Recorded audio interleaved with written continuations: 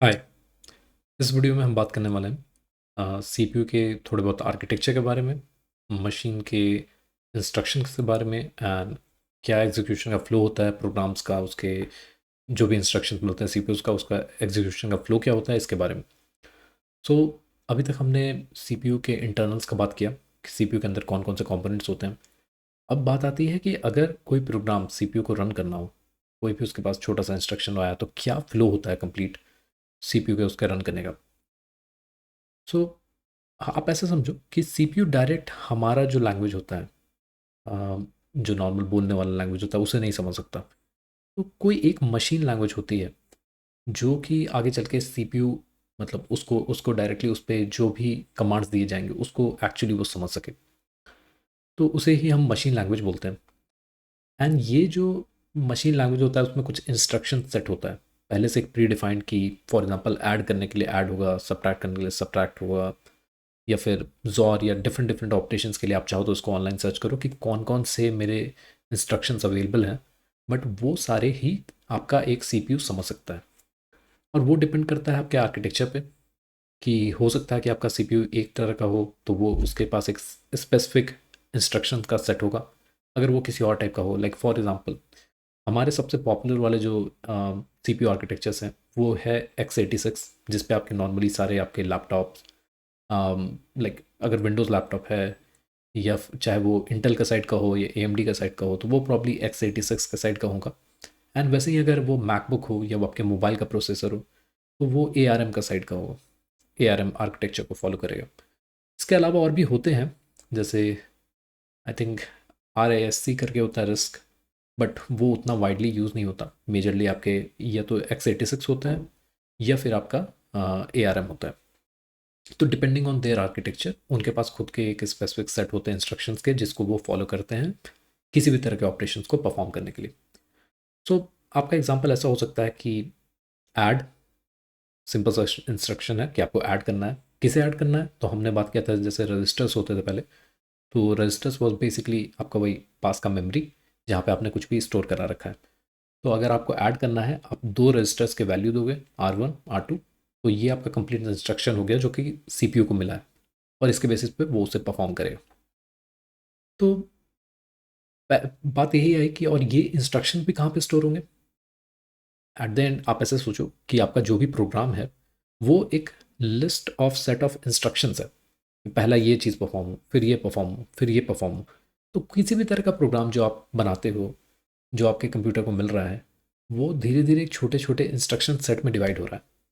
And वो भी कहाँ पे, वो अभी आपके मेमोरी में स्टोर होगा। तो आप ऐसा भी कह सकते हो कि जो भी आपका कोई प्रोग्राम है, it is just something that is stored in your memory. ऐसा नहीं है कि वो डायरेक्टली अपने आप चल रहा है। इट इज़ जस्ट छोटे छोटे इंस्ट्रक्शन जो कि आपके मेमोरी में स्टोर्ड हैं। कंप्यूटर उसको एक एक करके उठाएगा, उन्हें एग्जीक्यूट करेगा और फिर नेक्स्ट स्टेप पे जाते जाएगा।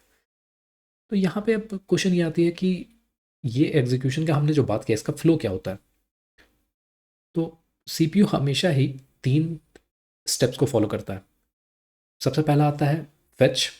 फेच का क्या मतलब हुआ, अभी कौन सा इंस्ट्रक्शन है वो लेके आएगा।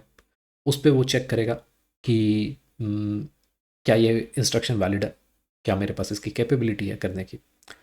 अगर वो सारी चीज़ें होती हैं तो वो मतलब मेमोरी से उठा के ले आया, अपने पास रख लिया। एंड फिर उसके बाद होता है डिकोड। डिकोड इज़ बेसिकली कि अम, इस चीज़ को एग्जीक्यूट करने के लिए और क्या क्या मेरे को टूल्स की ज़रूरत होगी। अम, क्या जो भी डेटा हमें चाहिए इस चीज़ को एग्जीक्यूट करने के लिए वो हमारे पास अवेलेबल है कि नहीं।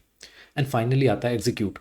एग्जीक्यूट में डिपेंडिंग ऑन हमारा नीड, क्या मेरे को ALU की ज़रूरत है, क्या मेरे को किसी तरह का अर्थमेटिक या फिर लॉजिकल ऑपरेशन परफॉर्म करना है, या फिर मेरे को कोई और भी मेमोरी को एक्सेस करना है, चाहे वो रजिस्टर से हो या फिर मैं मेमोरी से उठा के लेके आऊँगा।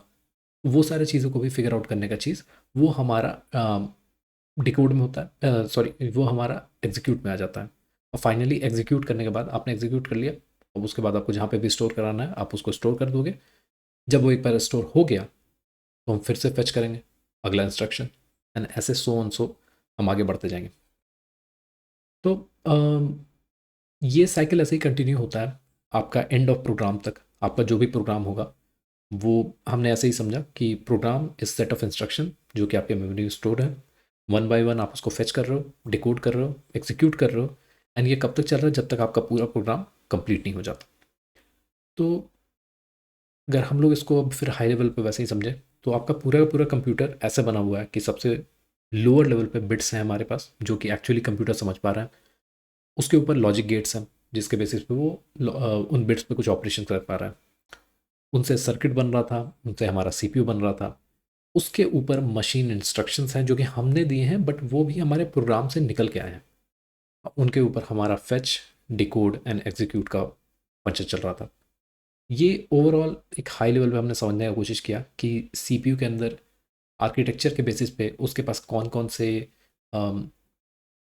एग्जीक्यूशन के मतलब कोड्स अवेलेबल होते हैं।